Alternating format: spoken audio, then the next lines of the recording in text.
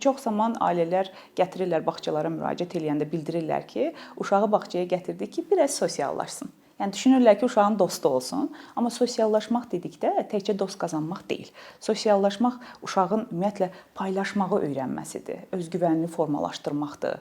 Sosiallaşmaq gözləməni bacarmaqdır. Sosiallaşmaq empatiyanı qurmaqdır, emosiyalarını idarə etməkdir, özünü ifadə etməni öyrənməkdir. Yəni bir fərd, bir uşaq emosiyalarını, özünü ifadə etməyi, emosiyalarını idarə etməyi öyrənmirsə, o necə sosiallaşa bilər? Sadəcə dost qazanmaq deyil bu. Yəni o sosiallaşa bilmir. Valideynlər bunu nəzərə almalıdırlar və bağça seçdikləri zaman daha çox uşağın orada baxım evi kimi yox, yəni valideynlərin işdə olduqları müddətdə uşağımızı gətirək aparaq qoyaq bir müəssisəyə, orada yesin, yatsın, bu kimi düşüncə ilə yox, həqiqətən də uşağın təməl ehtiyaclarının ödənildiyi bir yer olaraq müəssisəyə müraciət eləsinlər və orada olmaqları daha yaxşıdır.